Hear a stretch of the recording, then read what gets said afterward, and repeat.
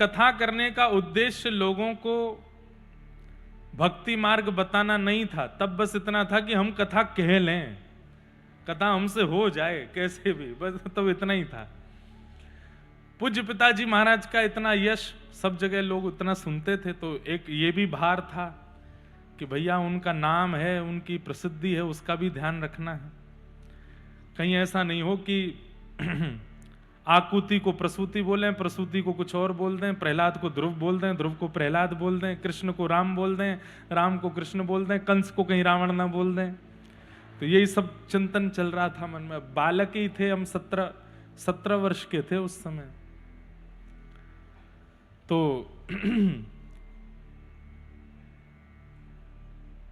व्यासपीठ पर जाने से पहले मैं बहुत भयभीत था कि क्या होगा। तब हमारे पूज्य नाना जी ने हमारे पूज्य पिताजी महाराज को कहा कि आप लाला को श्री वैष्णव दीक्षा प्रदान करो। तब हमारे पूज्य पिताजी ने गोमती मैया के तट पर, गोमती समुद्र संगम के तट पर, कथा शुरू होने से पहली बार मंच पर बैठने से 2 घंटा पहले, तब तो हमारे यहाँ श्री वैष्णवों में तप्त मुद्रा देते हैं, पर शीत मुद्रा देकर के उन्होंने दीक्षा संपन्न की और कहे अब जाओ आप मंच पे कथा कहने के लिए। भयभीत तो मैं था, और पहले दिन की कथा में हमारे रमन रीति वाले पूज्य महाराज जी श्री गुरु शरणानंद जी महाराज पधारे, तो मैं और डर गया। मैंने कि एक तो 5-6 हजार लोग हैं, ऊपर से पिताजी सामने बैठे हैं, नाना जी बैठे, ऊपर से महाराज जी और आए हैं, अब मैं क्या बोलूं। मैं तो सब भूल रहा था, बार बार विस्मृति हो रही थी। महाराज जी मंच पे आए, तिलक किया, हमको व्यासपीठ पे बैठा, आरती करने के बाद उन्होंने उद्बोधन दिया, और उद्बोधन करने के बाद पिताजी से बोले, ठाकुर जी अब हम जाते हैं, लाला थोड़ा निर्भीकता से कथा करेगा, अगर हम बैठेंगे तो थोड़ा डर जाएगा। तो हमारे पिताजी बोले, वो आपको सुनाने के लिए तो बैठा है, बैठो। तो महाराज जी अब मुझसे बोले, हमको सुनाओगे? अब मैं कैसे कहूं कि नहीं। मैं कहूं हाँ महाराज जी। तो फिर हमारा सोफा सामने लगवाओ, हम सामने बैठ के सुनेंगे। मैंने कहा इधर बैठ जाते तो मैं बिना देखे ही कहता। सामने महाराज जी बैठेंगे। पर बालक बुद्धि में एक बात बता रहा हूं केवल आपको। महाराज जी सामने बैठे और मैं पूज्य पिताजी के गुरुदेव का स्मरण कर रहा था, अपने दादा गुरुदेव का, पिताजी के शिक्षा गुरुदेव श्री अनंत विभूषित श्री रामानुज प्रपन्नाचार्य गुरु जी। भैया ऐसी परिस्थिति में ठाकुर जी को याद नहीं, गुरु को याद करो। ठाकुर जी तो ऐसी परिस्थिति में खेलते और हैं, अच्छा घबरा रहा है और इसकी घबराहट बढ़ा दो, उनको तो आनंद आता है, इसलिए गुरुदेव को स्मरण करो। तो हमने हमारे पिताजी के गुरुदेव, शिक्षा गुरुदेव, जिनकी कृपा से आज सब कुछ है, ऐसे अनंत श्री विभूषित श्रीमद् भागवत के सचल विग्रह श्री रामानुज प्रपन्नाचार्य गुरु जी, उनका चित्र मेरी हर कथा में सन्मुख रहता है। मैंने उनका अनुभव नहीं किया, 6 महीने की आयु थी मेरी, तब भगवत धाम प्रस्थान कर गए थे। उनका मैंने स्मरण किया, मैंने हे दादा गुरुदेव भगवान आप कृपा करो, मुझे और कुछ नहीं चाहिए, बस भागवत जी की मर्यादा और जो मैं कहूं उसमें कुछ गड़बड़ ना हो, सीधी सीधी। हमने तो ये तक सोच लिया ये मेरी पहली और आखिरी कथा है, बस ये हो जाए। ये दादा गुरुदेव का चित्र दिखा रहे हैं टीवी पे, ये हनुमान जी के बगल में विराजते हैं। तो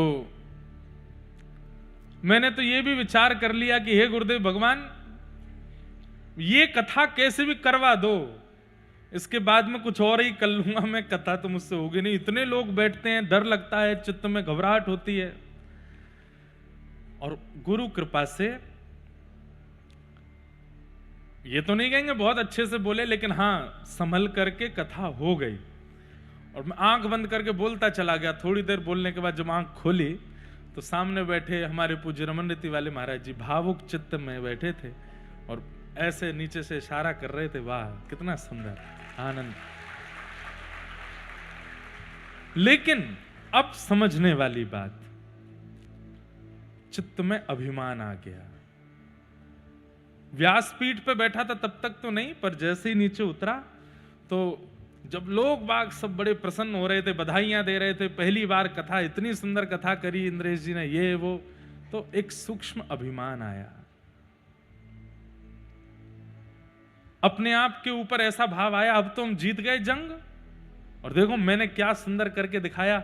मन में ये तक भाव आ गया कि पूज्य पिताजी महाराज ने भी अपनी पहली कथा में इतना अच्छा नहीं बोला होगा जितना मैंने बोला। अभिमान आया। लेकिन श्रेष्ठ जन चेहरा पढ़ लेते हैं। तो मैं तो बस फूले नहीं समाऊं, हमारे जो मित्र आदि थे और जो घर के सदस्य सब गले लगावें, मैं सबके गले लगूं, जबकि होना ही चाहिए सबके पैर छीने थे। भाई पहली बार कथा की है, किसी के पैर वैर नहीं, सबको गले लगाऊं। देखा कथा कितनी बढ़िया करी, कितना अच्छा बोला। मैं अपनी आप बीती बता रहा हूं, कहीं आपको ये ना लगे कि बाहर की बात कह रहे। मैं स्वयं का बताता हूं कि मुझ में एक सूक्ष्म अभिमान आया। लेकिन जब कक्ष में गया तो हमारे नाना जी बैठे थे, और मैं जाके बोलूं, मैं नाना जी कैसी रही कथा, देखा कितना अच्छा मैंने बोला, उस श्लोक का कितना अच्छा भाव बताया, कितना अच्छा। तो हमारे नाना जी एक शब्द बोले, लाला तो में ते अभी ब्यास की बास आ रही है, और तू नहीं, तेरा अभिमान बोल रहा है। क्या लगता है, सुबह का अपना रूप देखा था, रोया रोया घूम रहा था इधर उधर की मैं कैसे कहूंगा कैसे कहूंगा कैसे, और अब तुम फूले नहीं समा रहे हो। वास्तव में ये तू नहीं बोल रहा है। मैंने कहा कौन बोल रहे हैं फिर? बोले जब तुमने गोमती सागर तट पर दीक्षा ग्रहण की पूज्य पिताजी से, तब तुम्हारे गुरुदेव ने दीक्षा प्रदान करके तुम्हें आशीष दे करके, कितनी कथाएं हो गई पिताजी की, उस समय 1200 कथाएं हुई थी, अभी 1600 के आसपास हो गई, तो उस समय 1200 कथाएं पिताजी की हुई थी। तो हमारे नाना जी बोले उन्होंने दीक्षा देते ही अपनी 600 कथाओं का बल तुझे दे दिया, और मुझसे बोल करके गए, लाला 600 कथाओं तक तो तू सोचना ही नहीं कि तू बोल रहा है, तेरे गुरु की कृपा बोलेगी। जब 601वीं कथा करने के लिए मंच पर बैठे तब विचार करना कि तू बोल रहा है, और उस दिन मुझे याद रखना। चूर कर दिया अभिमान, मेरे नेत्रों में आंसू थे, मैंने नाना जी के चरण पकड़े, मुझे क्षमा करो। बोले मुझसे नहीं, गुरुदेव से क्षमा मांगो, पिताजी से क्षमा मांगो। तो सबसे क्षमा मांग करके आया। सब बोले काहे को क्षमा मांग रहे हो? मैंने बस कोई गलती हुई मुझसे, उसकी क्षमा है। वह दिन का आज तक का दिन है। मैंने फिर नाना जी से कहा, नाना जी 600 कथा गिननी है क्या? बोले लाला अगर गिनती करेगो तो 601वीं कथा में फिर डगमगा जाएगो, तू गिनती मत कर। अब यों के अंतिम श्वास तक मैं नहीं, मेरे गुरुदेव ही बोल रहे हैं। ये भावना चित्त में रख। अभिमान नष्ट किया, इसलिए आज तक बैठे हैं, बोल रहे हैं। आप लोग इतनी संख्या में आते हैं, आकर के इतना प्रेम देते, स्नेह देते, अभिमान नहीं आएगा चित्त में? किसी भी व्यक्ति के चित्त में आ जाएगा। पर जब आप लोग जय जय कहते हैं या प्रणाम करते हैं, माला देते हैं, या बहुत उत्साह में चिल्ला करके कुछ कहते हैं, चित्र बना करके लाते हैं, उसी समय मन को शांत करते कहते हैं ये मेरा अधिकार नहीं है, ये मेरे गुरुदेव की कृपा है, मैं इस योग्य तो नहीं हूं।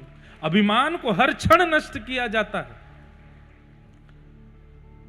तो अभिमान हर व्यक्ति को पता होता है कि आ गया है।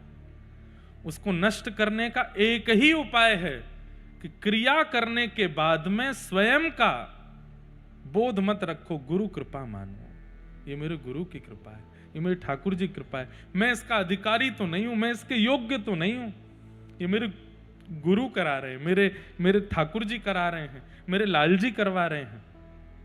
और जब कोई बहुत सम्मानजनक बातें आपके सामने कहे, उसी समय नेत्र बंद कर लो और हाथ जोड़ करके कहो, ठाकुर जी मैं इसका अधिकारी नहीं हूं, ये शब्द बोल रहे हैं, ये सब आपके चरणों में अर्पित करता हूं, कृपा करना, मुझ में अभिमान मत भरना।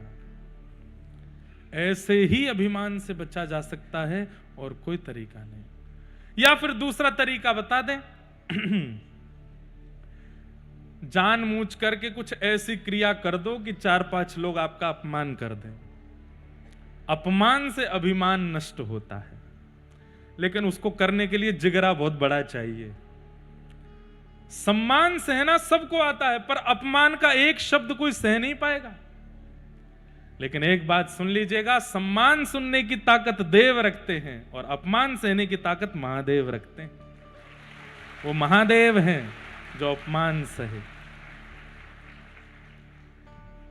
हम व्यासपीठ पे बैठे हैं, हमारा सब सम्मान करते हैं ऐसा नहीं है। बहुत लोग अपमान भी करते हैं, बहुत लोग अपवाद भी करते हैं, बहुत लोग गंदा गंदा भी बोल जाते हैं।